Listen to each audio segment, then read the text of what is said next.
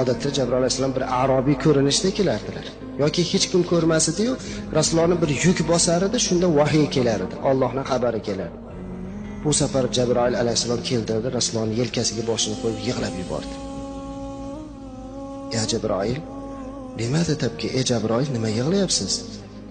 Qad jaa xabarul qiyoma, qiyomatning xabari kelib qoldimi?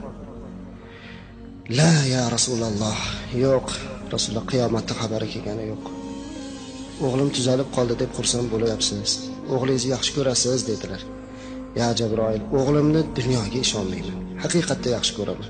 Juda ham o'g'limga muhabbatim baland dedilar. Jabroil yana yig'ladilar. Ya Rasululloh, men bilan birga kim kelganini bilasizmi? Kim keldi ya Jabroil? Azroil alayhissalom keldilar. Bugun o'g'lingiz ruhi qabz qilinadi. Alloh sizga hech qachon o'g'il farzand bermaydi ekan.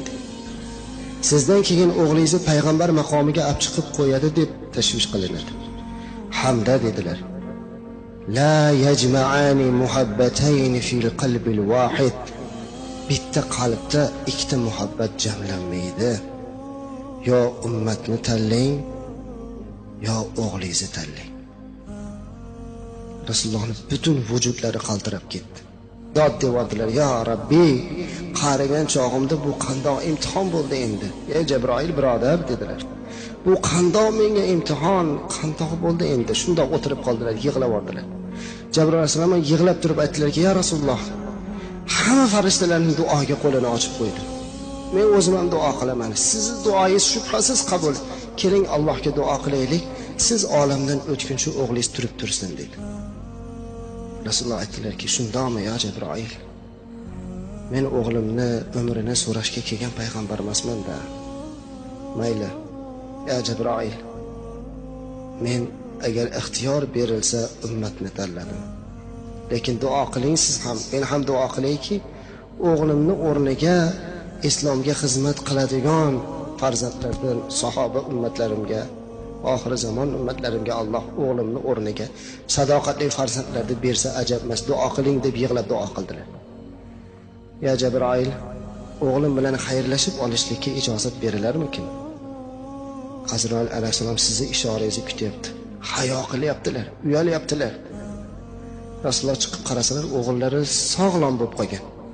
Bir nechta sahoba bolalar bilan o'ynab yurgan ekan, yong'oq o'yinga o'xshagan bir o'yindi. Qarasalar ichida eng chiroyligi o'zini o'g'li. Go'zal xulqlik, go'zal suratlik.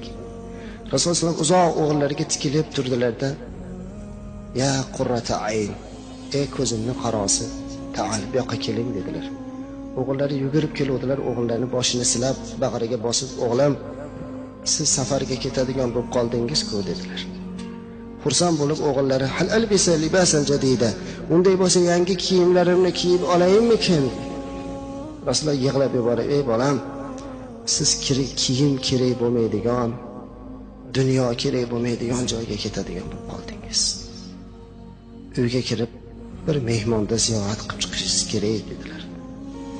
Fahmi farosatda Rasulullohning qoni bo'lganligi uchun farzand darhol tushundilar. Unday bo'lsa mana bu yong'oqni omonat oluvdim berib qo'yay dedilar. Bu gapni eshitib Rasululloh dod devordilar. "Ya Rabbi, shunday omonatchi, shunday bir farosatli o'g'lim bor edi" dedilar. O'g'illari borib haligi yong'oqni o'rtoqlariga berib, har biri bilan qo'l berib xayrlashdi. Xuddi kattalardek ularni ba'zi birlarning yuzini qo'yib mahkam bag'riga bosdi. Jabroil alayhissalom chidamayaptilar, yig'lab turibdilar. "Ya Rasululloh, duo ilalloh, Allohga duo qiling, Allohga duo qiling" deb turibdilar Jabroil alayhissalom. Rasululloh yig'lab o'g'lini tomosha qildilar. Hamma o'rtoqlari bilan quchoqlashdi. Keldilar. Rasulullohga aytdilarki, "Ya abi, ya otajon, endi siz boshlang. Chunki siz otaning ehtiromi haqida ko'p hadis aytgansiz. Sizni oldingizda ketsam beodobchilik bo'lmasin, orqangizdan boraman." Bu gap yana Rasulullohga olov quydi. "Ya Rabbi, farosatlik, aqllik, taqvodor o'g'lim bor edi." Orqalaridan ketdi. Yo'lda sahobalar bilan ham xayrlashdi. Abu Bakr Siddiqlarni quchoqladi bola. Ular nima bo'layotganini tushunmaydi. Nimaga Rasululloh sollallohu alayhi vasallam yig'layapti? Nimaga bu yo'ldagi hammasi bilan quchoqlashib xayrlashyapti? Hech kim tushunmaydi. Uyga kirishlari bilan burchakda o'tirgan Azroil alayhissalomga o'g'illari Ibrohimning ko'zi tushdi. Mehmon deganingiz shuni dedilar. Ha, shu o'g'lim. Otajon, bu mehmonga qarasam qaltirab ketyapman, qo'rqib ketyapman. Ey bolam, bu mehmon shunaqa odamlarni qo'rqitadigan, otadan bolani ajratadigan, qabristonni obod qilib, shahristonni barbod qiladigan mehmon dedi. Shu zahoti o'g'illarning boshiga og'riq kirdi. Mahkam boshini ushlab, "Yuallimuni ra'si", boshim qattiq og'rib ketyapti deb qoldilar. Rasululloh o'tirdilarda, "Keling o'g'lim, boshingizni qo'yib oling oyog'imga" dedilar. Shunday tizzalariga boshini mahkam qo'yib oldi. Rasululloh o'g'lini mahkam ushlab, "Ya Jibroil, qayerdasiz?" "Shu yerdaman ya Rasululloh." "Azroilga ayting, o'g'limni jonini sekin olsin" dedilar. "O'g'limni qiynamasin, Allohga berdim. Qiynamasdan jonini olsin" dedilar. Jabroil olsin yig'layaptilar. O'g'illari bir qaltiroq tutdi-da Rasulullohga bir qarab tabassum qilib bir kuldilarda jon taslim qildi. Rasululloh o'zlari yuvdilar, o'zlari kafanladilar, o'zlari janoza o'qidilar, o'zlari borib qabrga qo'yib tuproq tortgandan keyin dod deb yig'lab yubordilar. Ashoblar aytdilarki, "Ya Rasululloh, o'zingiz qaytargan narsani o'zingiz qilasizmi? Axir yig'lamang deyardingiz-ku." Ey azizlarim, bo'lgan voqeadan sizlar bexabarsizlar. Bugungi mening boshimga tushgan imtihon insonning boshiga tushsa toqat qila olmas edi dedi. Bugun Alloh uchun ummatimni ixtiyor qilib o'g'limni topshirdim dedi. Agar o'g'lim sizlarning o'g'lingiz bo'lganda o'ynab yurgan bo'lardi.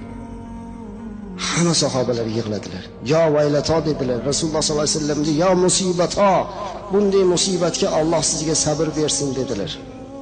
Azizlarim, haqiqatda Rasululloh sollallohu alayhi vasallam orzu qildilarki, meni o'g'limni o'rniga, meni ummatimdan o'rnini bosadigan o'g'illar chiqadi deb.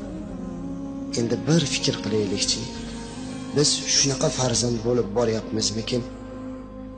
Ya Rasululloh sollallohu alayhi vasallam, o'g'lingizni bizni o'rnimizga fido qilgan ekansiz, biz shunga loyiq farzand bo'ldik deyapmizmi? Yoki bizga bergan farzandlarni shunga munosib tarbiya qilyapmizmi? Mana bergan farzand o'g'lingiz, mana sizning o'g'lingizni o'rniga namozxon, ibodatchi o'g'il olib keldik deyapmizmi? Yo ichuvchi, benamoz, badbaxt o'g'il olib keldik deyapmizmikin qiyomatda? Qaysinisini aytamiz? Qaysi yuz bilan, qaysi dil bilan Rasululloh sollallohu alayhi vasallam oldiga boramiz? Ammo azizlar, Rasululloh sollallohu alayhi vasallam shunday holatda ham bizni ixtiyor qildi. Bizni ixtiyor qilib bu imtihondan o'tib ketdilar. Oradan bir yil o'tmasdan o'zlari ham bu dunyodan rihlat qildilar. Endi shunday holatda ham ummatim degan zotni ismini eshitganda alayhissalom deb qo'ymagan inson, ummat haqiqatda Jabroil alayhissalomning duosiga loyiq bo'ladi, birodarlar. Bu zotga bir karra bir ehtirom qilmagan odam haqiqatda xor bo'lishga loyiq bo'ladi. Shuning uchun ham azizlar, payg'ambarimiz alayhisolatu vasallamning nomini eshitsak, darhol salovat aytaylik. Alayhissalom deylik. Sallallohu alayhi vasallam deylik. Har kuni aytaylik, farzandlarga o'rgataylik bunga. 3-duolari Jabroil alayhissalom aytdilarki, "Ida dahala Ramazon oyi kirsa-yu, gunohlardan poklanib chiqmagan odamga ham Allohning la'nati bo'lsin" dedi. 5-6 kundan keyin Ramazon, birodarlar. Kirib kelyapti Ramazon oyi. Ramazon oyida do'zaxning eshigi bekilib qo'yiladi. Jannatning eshigi ochiladi. Hammaning duosi qabul bo'ladigan bo'lib qoladi. Osmonda birorta parda bo'lmaydi ekan. Shayton bilan jinlarni olib kelib Jabroil alayhisalom qamab bekitib qo'yadi. Hamma narsani olib qo'yadi. Birorta bizga qarshilik qiladigan dushman bo'lmaydi. Endi shunday Alloh taolo har kuni 3 marotaba Ramazonda nido qilar ekan. Kim menga tavba qilsa tavbasini qabul qilaman, kim istig'for aytsa istig'forini qabul qilaman, kim nimani so'rasa beraman deydigan bir oyda roza tutmasdan, tavba qilmasdan, ibodat qilmasdan o'tib ketib qolsa, haqiqatda ham bularning duosiga loyiq bo'ladi azizlar. Ramazon oyida yildan yilga rozador ko'payishdi, o'rniga kamayib boryapti. Buni yashiradigan joyimiz yo'q. Kamayyapti azizlar.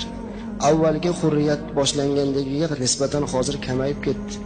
Shaharda, ko'chalarda yurganimizda bemalol ko'chalarda ovqatlanayotgan birodarlarimizni, aka-ukalarimizni ko'ryapmiz. Hatto birlarini ko'rib biz o'tgangi ro'zada chaqirib, "Ey birodar, siz yaxshi odamning farzandi edingiz.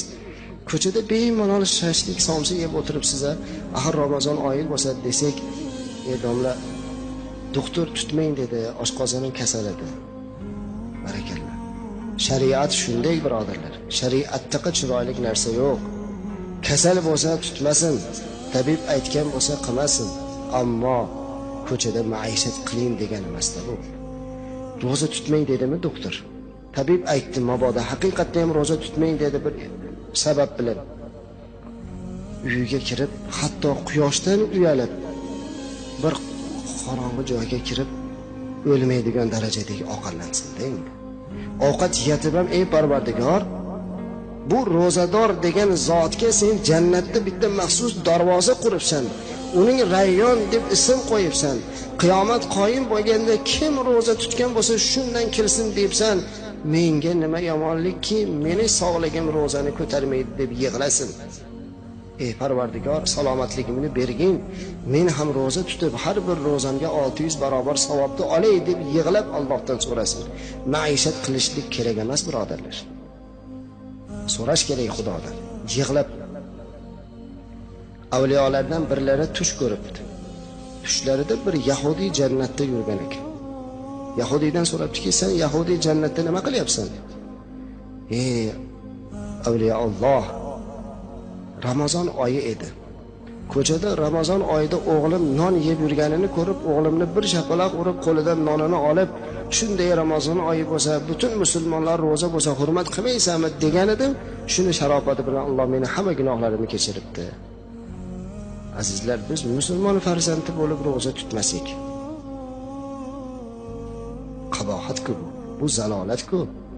Ana shuning uchun ham haqiqatda kim man qoma imanan va ihtisaban g'ufira lahu ma taqaddama min dambihi. Bu sahih hadis, birodarlar. Rasululloh sollallohu alayhi vasallam aytibdilarki, kim Ramazon oyi bo'lsa, Allohdan qo'rqib, iymon bilan, ihtisob bilan, taqvo bilan turib, ro'zasini tutib, Xudodan gunohini kechirishligini so'rasa, ro'za chiqqandan keyin onadan tug'ilganda go'dakda gunoh bo'lmaganda chiqadi deyapti. Agarchindiki gunohlarimiz butun dunyoda qumini zarrasicha bo'lsa ham, birodarlar, bunaqa imkoniyat qayerdan topamiz? Bu tavba, bunday tavba qilishlik bizning islomda bor xolos. Shuning uchun ham azizlar, Ramazon oyida da'vat qilaylik. Ro'zadorimizni ko'paytiraylik, ibodatchilarimizni ko'paytiraylik. Shoyatki mana shu ro'zadan chiqqandan keyin yana ibodatchi safchilarimiz ko'payib ketsin. Duo qilaylik. Subhana robbika robbil izzati amma yasifun va salamun alal mursalin. Alhamdulillahi robbil alamin. Ey Parvardigor olam, biz hammalarimiz bir gunohkor, bir bandalaring. Qo'limizni ochib sendan duo qilib, umid qilib turibmiz. Avvalo payg'ambarimiz sollallohu alayhi va sallamga bizlarda salovatimiz bo'lsin. Bu zotga duolarimiz bo'lsin. O'zingga hamd va sanoyimiz bo'lsin. Duosi qabul bo'lmaydiganlar qatorida ota-onaga duo qilmaydiganlar bor ekan. Duoga qo'l ochib turgan hammamizni vujudimizga sababchi bo'lgan ota-onamizni rahmatingga olgin. Qiyomat qoyim bo'lganda ota-onasini rozi qilganlar safida turishlikda shu yerda turgan hamma jamoatga nasib aylagin ya Rabbi. Allohim, kelayotgan Ramazon ro'zasini bizlarga muboraklik qilib, salomatlik bilan, tinchlik bilan ro'zalarni tutib, o'zingning yo'lingda yuradigan bandalardan bo'lib chiqaylik. Mana shu yerda o'tirgan jamoatimiz agar ozgina dunyo tashvishi bilan ota-onamizga bee'tibor bo'lib qolgan bo'lsak, shu marosimdan chiqib ota-onasini oldiga borib duo qiling deyishlikka himmat, taqvo bergin ya Rabbi. Sizlar duosini oladigan ota-onalari o'tib ketib qolgan bo'lsa, hech bo'lmasa bitta oyat hadoya qilishlikka ilm, taqvo, ilm bergin ya Rabbi. Va sallallohu ala sayyidina Muhammad va ala ahli Muhammad va barik va sallam. Allohu akbar. Barakalloh.